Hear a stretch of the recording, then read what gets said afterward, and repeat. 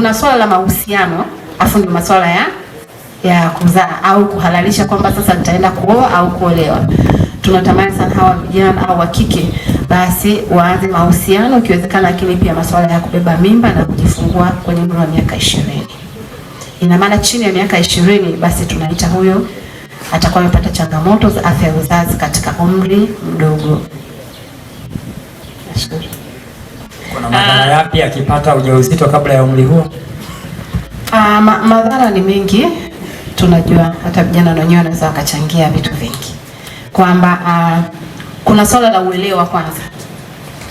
Kuna swala la uelewa kwamba tayari ameanza mahusiano huyo mtu, lakini hajui matokeo yake kwa sababu hata uelewa wake bado ni mdogo. Kwa hiyo anaweza asijue kesho yake itakuwa nini. Sasa hivi kuna mabinti ambao wanabeba mimba katikati ya miaka 10 mpaka 14. Umeona? Sasa yule anaonekana kwamba amebalee, lakini bado ubongo wake au akili yake haufahamu, bado ni ndogo. Kwa hiyo hajui aendeje katika ule ujauzito, lakini pia hajui athari zake ni nini. Kwa hiyo kuna athari nyingi. Sasa kwa sababu ya kutokuelewa, anaweza pia asiende katika mazingira ambayo ni salama katika hali ya ujauzito. Kwa maana ya kwamba huyu binti hataweza kuhudhuria vituo vyetu vya tiba kwa ajili ya upimaji wa ujauzito, lakini basi ameweza kufika kwenye hivyo vituo vyetu. Sidhani kama yale atakayokuwa anafundishwa na kule kwa wataalamu atayashikilia ili aweze kumsaidia. Lakini pia ukiangalia hata maumbile yake, huyu binti chini ya miaka 20 au katikati ya miaka 10 mpaka na 14 bado ni mdogo. Unajua hata kuna mtoto anapokaa tumboni, kuna wanasema zile diameters, yani kwenye kiuno, kama kuna waliosoma biology, kuna pelvis. Sasa pelvis ina sentimita zake, kwamba ngapi mpaka ngapi ndio ina uwezo wa kuweka mtoto, na mtoto yule kumbuka ataendelea kukua. Wakati mwingine wakina mama wanazaa mtoto wa kilo 5. Sasa huyu binti wa miaka 15, 16, 17 japo ikatokea na mtoto wa kilo 4.5 kilo 5. Mnaelewa kwamba survival yake, yani uwezo wake wa kuishi utakuwepo au utakuwepo. Kwa hiyo matokeo yake pia anaweza atakapata changamoto ya kushindwa kujifungua kawaida. Sawa matokeo yake yule mama au yule, mimi naweza kusema kama ni binti hata kama ni mjamzito, lakini anaweza akapoteza maisha au akavuja damu. Lakini sio peke yake, hata mtoto pia anaweza akampoteza. Mtoto anapofikisha umri wa miaka 9, miaka 10 mpaka 14, kulingana na mfumo wa maisha anaoishi, chakula bora ikimaanisha lishe bora, anaingia katika suala zima la ukuaji uliopita kiasi ama wa kupitiliza, anaingia katika mihemko.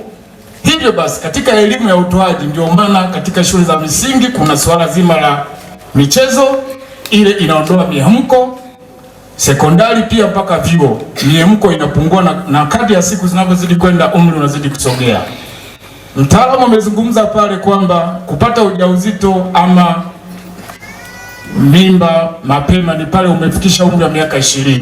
Lakini naweza nikaongezea kama mtaalamu wa saikolojia ni kwamba hapo pia ujitambue. Unaweza ukafikisha umri wa miaka 20 lakini bado kichwa chako hakijajitambua. Ukao unaendelea kufanya hivyo hivyo mpaka unafikisha umri wa miaka 24, 25 bado hujajitambua. Mwisho wa siku unaleta matatizo makubwa katika familia unayotoka.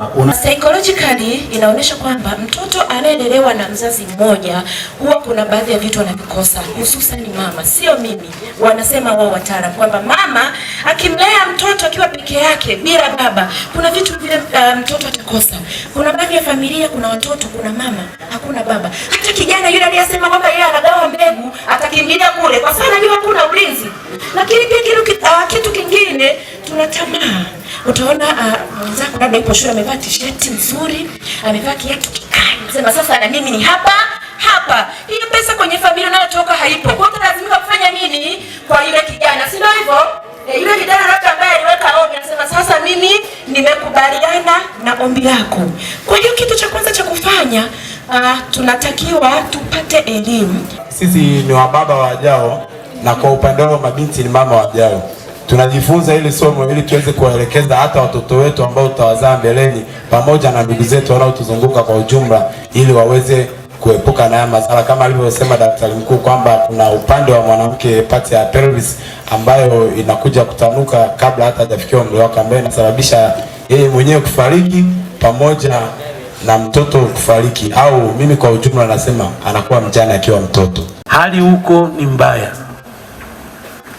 Mimi niombe, kwa sababu mimba inatokana na kukutana, na kwenye kukutana wakati mwingine mnakuwa na umri mdogo, mnaingia hata kwenye ndoa, lakini zile ndoa zinawatesa hata kabla ya mimba. Kwa hiyo haya mambo yote ya kujamiiana hatuwezi kuyaacha, kwa sababu mimba zinatokana na kujamiiana.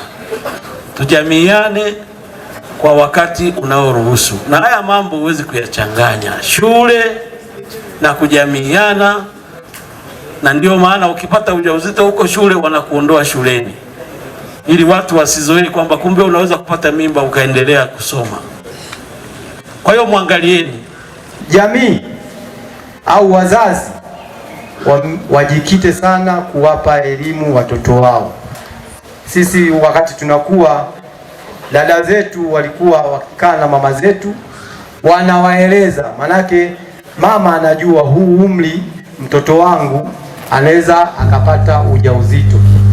Kwa hiyo anapoongea naye akamweleza madhara, akamweleza ukifanya hiki utapata ujauzito, ukifanya hiki utapata hiki, maana yake anakuwa anamsaidia. Wanasema kukinga ni bora kuliko nini?